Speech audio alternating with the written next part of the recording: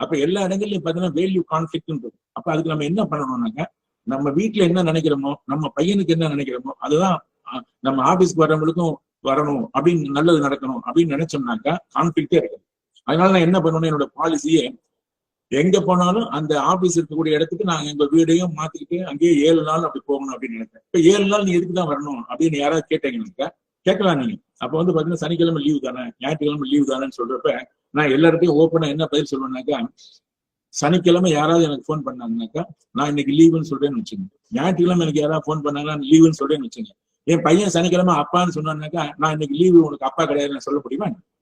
நீங்க ஆரம்பம் பண்ணி பாருங்க. கல்யாணம் பண்ணாலும் சரி, நீங்க உங்க அப்பா அம்மா, நம்ம வந்து சனிக்கிழமைனாலும் சரி ஞாயிற்றுக்கிழமைனாலும் சரி, எல்லா நாளும் வந்து ஒரு பப்ளிக்ல வந்து ஒரு வேலைன்னு பாக்குறப்ப வேலையற்று விரக்தியா இருக்கக்கூடிய இளைஞர்களோட மனசுல நம்ம வந்து இன்னைக்கு நாளைக்கு வாங்க தம்பி நான் சொல்றேன், இல்லாட்டி இன்னைக்கு இது சொல்றேன் அப்படின்னு சொல்றதுக்காக நமக்கு வந்து ஒரு பதில் சொல்ல தெரியும்.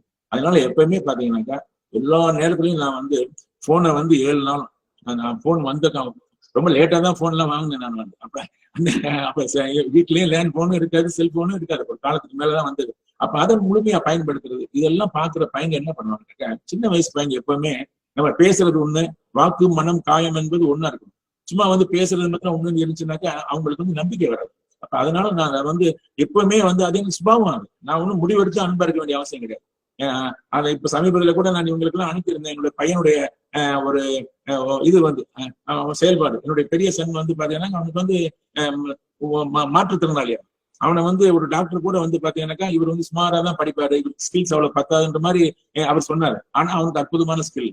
இதுவுமே எனக்கு வந்து கைடன்ஸுக்கு ரொம்ப முக்கியமான விஷயம். ஒரு இளைஞன் வந்தாருனாக்கா அவர் வந்து நம்ம வந்து அண்டர்ஸ்டாண்ட் பண்ணாம அவர் அண்டர் எஸ்டிமேட் பண்ணக்கூடாது, அவரை வந்து பிராண்ட் பண்ணக்கூடாதுன்றது எனக்கு வீட்லயே ஒண்ணு. சேரிட்டி பிகின்ஸ் அட் ஹோம் சொல்லி பாத்தீங்கன்னாக்கா என்னோட ஸ்டூடெண்ட், என்னோட சன்னுக்கு வந்து அவனுக்கு பிடிச்ச இது எனக்கு தெரியல முதல்ல. அவனும் என்னை மாதிரி ட்ரையல் அண்ட் எரர் தான். நானே ராங்கா தான் முதல்ல பிகாம்ல சேர்த்து விட்டு பிகாம் படிச்சு முடிச்ச உடனே இங்கிலீஷ்ல வந்து அவருக்கு ரொம்ப இன்ட்ரெஸ்ட் இருக்கு அப்படின்னு தெரியறப்ப இங்கிலீஷ் லிட்ரேச்சர் தான் எடுக்க வச்சு அப்புறமேல வந்து பாத்தீங்கன்னா நெட் எக்ஸாம், செட் எக்ஸாம், என் ஒய்ஃப் போய் அங்க பரிசை நாங்க 2 பேருமே போய் விடுவோம்.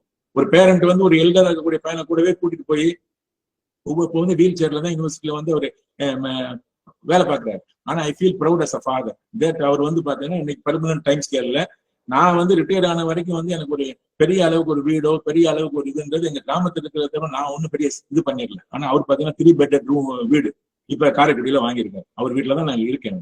அவர் நெட் எக்ஸாம், செட் எக்ஸாம் எல்லாம் பாஸ் பண்ணி இப்ப உங்களுக்கு தெரியும் யூஜிசி ஸ்கேல் ஆஃப் இதெல்லாம் காலேஜஸ் யூனிவர்சிட்டிஸ் எல்லாம் எப்படி இருக்குன்னு சொல்லிட்டு he is now working here Alagappa university. அவரை சார்ந்துதான் இப்ப நானும் என் ஒய்ஃபா கூட தான் நாங்க இருந்துட்டே இருப்போம்.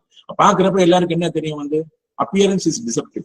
பாக்குறப்ப நிறைய பேர் படிப்பாரா, இவர் படிக்க மாட்டாரா, இவர் என்ன பண்ணுவார் இப்படின்னு பாத்தீங்கன்னா நமக்கு மேல கவலைகள் வந்து அவங்களுக்கு இருக்கும். ஆனா நம்ம வந்து குழந்தைகள் எப்படி பண்ணணும்னாக்கா நம்ம வந்து ஒரு கருவிதான், கர்த்தா என்பது அவங்கவுங்க தான். அதை நான் வந்து என்னோட வீட்லயே நான் பார்ப்பேன். ஒவ்வொன்றையும் நான் உங்களுக்கு சொல்றப்ப பாத்தீங்கன்னாக்கா based on my own experience சொல்லி இட்ஸ் நாட் அப்டிராக்ட் திங்கிங் எல்லாம் ஒண்ணுமே கிடையாது, ஃபார்ஃபெட்ச்டு திங்கிங் கிடையாது, எல்லாமே ஃபங்க்ஷனல் திங்கிங் தான். ஸோ அந்த விதத்துல வந்து அப்ப வந்து நம்மள இந்த இதுல சொல்லுவாங்க, அந்த மைண்ட் ட்ரீ கன்சல்டன்ட்னு ஒரு ஐடி கம்பெனி வந்து பெங்களூர்ல லான்ச் பண்ணாங்க. அப்ப என்ன பண்ணாங்கன்னாக்கா செரிபிரல் பால்சின்னு இருக்கக்கூடிய சில்ட்ரனை வந்து வர வச்சு அவங்களுக்கு பேசுறது சாமர்த்தியம் சொல்றதெல்லாம் தெரியாது, ஆனா சந்தோஷம்னா என்னதுன்றது உங்களுக்கு தெரியும். இப்ப அவங்கள வந்து அப்படியே ஆக்ட் பண்ண வச்சு சும்மா வந்து ஒரு பெயிண்டிங் மாதிரி எல்லாம் வரைய சொன்னாங்க. அப்ப எல்லோ கலர்ல ப்ளூ கலர்ல இப்படிலாம் வரைவாங்க. அதவே எடுத்து அவங்க லோகோவா போட்டா விளம்பரத்துக்கு காசு கிடையாது, செலவே கிடையாது. எல்லா ஜேர்னலிஸ்டும் அங்க வந்து பார்த்துட்டு அவங்களே வந்து தானா விளம்பரப்படுத்திட்டாங்க அந்த மைண்ட் ட்ரீ கன்சல்டன்டோட லோகோவையும். அந்த அதே மாதிரி நான் என்ன பண்ணேன்னாக்கா எம்ப்ளாய்மெண்ட் ஆஃப் திருச்சியில இதெல்லாம் உங்களுக்கு எதுக்கு சொல்றேன்னாக்கா நீங்க என்விரான்மெண்ட்டை பார்க்கணும். ஆப்பர்ச்சுனிட்டி எல்லா இடத்துலயும் இருக்கு, ஆப்பர்ச்சுனிட்டி செவ்வரிக்காரு.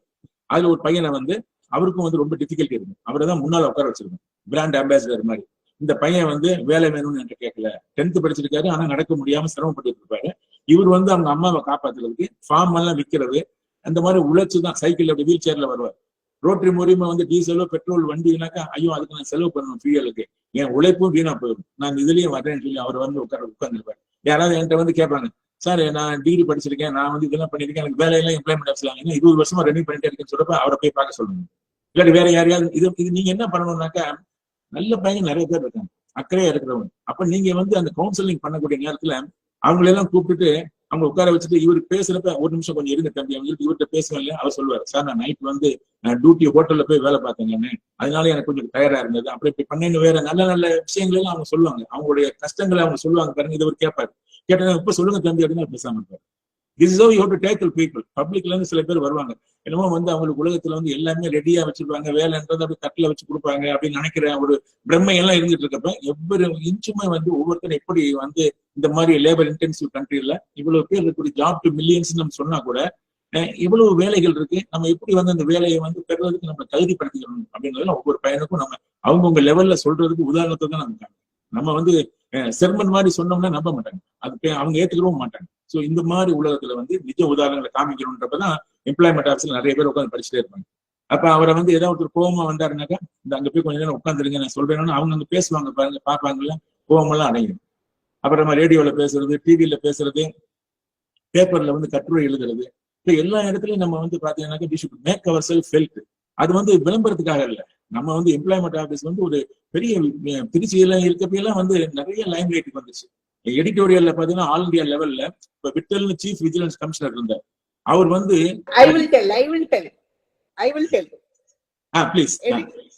எடிட்டோரியல்ல அது எந்த வருஷம் எனக்கு மறந்துடுச்சு. நான் பேப்பர் படிக்கிறேன் எடிட்டோரியல்ல, அதுல வந்து சீஃப் விஜிலன்ஸ் கமிஷனரா இருந்து ஓய்வு பெற்றவர் திரு விட்டல், அவர் வந்து எடிட்டோரியல்ல எழுதுறாரு. நம்ம நாட்டை வந்து அந்த எண்ட் பேராகிராஃப்ல அவர் எழுதுறாரு, நம்ம நாட்டுல இருக்கிற இளைஞர்களை திருத்த வந்து நிறைய சுரேஷ்குமார்ஸ் உருவாகணும் அப்படிங்கிறார். நிறைய சுரேஷ்குமார்ஸ் வந்தா நாட்டுல இருக்கிற இளைஞர்கள் மேம்படுவாங்க அப்படின்னு எழுதுறாங்க. சோ அது கிட்டத்தட்ட ஒரு உங்களுக்கு தெரியும் ஹிந்து எடிட்டோரியல் எவ்வளவு பெருசா இருக்கும்னு தெரியும். நடுவுல அந்த நடுவு பக்கத்துல அந்த லாஸ்ட் பேராகிராஃப்ல அது இருக்கு. அதுல வந்து பார்த்தோம்னா நமக்கு மட்டும்தான் தெரியும் நம்ம சுரேஷ்குமார் அது அப்படின்னு சொல்லிட்டு, ரைட்டா? So that is all. ஒரு சீஃப் விஜிலன்ஸ் கமிஷனர் வந்து லைக் என்டையர் நேஷனுக்கு உண்டான ஒருத்தர் வந்து நம்ம ஒரு ஆபீசரை வந்து பாராட்டுறதுங்கிறது it's something very very great. So அதெல்லாம் we have felt. இது மட்டும் இல்ல, நம்ம எல்லாம் ரோட்டரி கிளப், லயன்ஸ் கிளப் எல்லாம் பார்த்திருக்கோம். சுரேஷ் வந்து ஹியூமர் கிளப்ல எல்லாம் he has done wonders. அங்க கூட எஸ்பி முத்துராமன், மனோரமா அவங்க எல்லாம் கூட, நடிகர்கள் எல்லாம் கூட அங்க வந்திருக்கிறாங்க. சொல்லுங்க, நீங்க அது சொல்லுங்க. அவங்க கிட்ட சொல்றப்ப என்ன சொல்லுவேன்னாக்கா, சிரிப்புன்றது எப்ப வரும்னாக்கா மனது வந்து ரசிக்கிறது எப்ப முடியும்னாக்கா நம்ம மனசுக்குள்ள ஒரு லயம் இருக்கணும். அப்பதான் நம்ம வந்து பெரியவங்க நல்ல ஒரு வாழ்க்கையை ஓரளவுக்கு அமைதியா இருக்கக்கூடியவங்களுக்கும் சரி, சில நேரங்களில் கஷ்டங்கள் இருந்தா கூட நம்மள மறந்து சிரிப்போம் ஹியூமர் கிளப்ல போய் பேசுறப்ப பண்றப்பன்னு இருக்கும். ஆனா இளைஞர்கள் வெரைட்டியா அடையாளம் இல்லாத இளைஞர்களை சிரிக்க வைக்கணும்னாக்கா உங்க கிளப் வந்து எங்களுக்கு இந்த மாதிரி சில இளைஞர்களுக்கு வந்து ஏதாவது ஒரு உதவி பண்ணணும்னு சொன்னோம்னா அவங்க என்ன பண்ணாங்கன்னாக்கா, சுப்பிரமணியன் ஒருத்தர் வந்து அந்த ஹியூமர் கிளப் பிரசிடென்டா இருந்தாரு, சிவகுருநாதன் செக்ரட்டரி எப்போது இருந்துட்டு இருக்காங்க. அவங்க எல்லாம் உடனே என்ன பண்ணாங்கன்னாக்கா மாதம் 1000 ரூபாய் 14 பஞ்சாயத்து யூனியனுக்கும் ஏற்கனவே ஒருத்தர் கூட்டு தச்சு கொடுத்துட்டாரு, 14,000 ரூபாய் ஒவ்வொரு மாசமும் வந்து என்கிட்ட கொடுத்துருவாங்க. அவங்க உடனே நேரடியாக அந்த பையங்களுக்கு ஒவ்வொரு 14 யூனியனுக்கும் 1000 ரூபாய் சொல்லி ஒரு 2 வருஷத்துக்கு நான் கொடுத்து அந்த பஞ்சாயத்து யூனியன்ல அந்த பையங்களை வந்து தங்க வச்சு அந்த அவங்க வீட்டுல இருந்து பக்கத்துல தான் இருக்கும். இப்படி வந்து அவங்க வந்து மற்றவங்க அங்க உட்காந்து படிக்கிறதுக்காங்க. இப்ப பாத்தீங்கன்னா எல்லா இடங்கள்லயும் வந்து நிறைய இன்ஃபர்மேஷன் சென்டர்ஸ், லைப்ரரிஸ் மற்ற நிறைய எல்லாம் இருந்துட்டு இருக்கு. இப்ப நம்மளால என்ன செய்ய முடியும்? அப்படி பாத்தீங்கன்னாக்கா அந்த மாதிரி கிளப் மூலியமா அவங்களையும் நம்ம மறக்கவே முடியாது. ஹியூமர் கிளப் வந்து பாத்தீங்கன்னாக்கா அந்த சிரிப்பை உண்டாக்குறதுக்காகவே அவங்க வந்து இளைஞர்களுக்கெல்லாம் வந்து நிறைய பேருக்கு சப்போர்ட் பண்ணுறாங்க.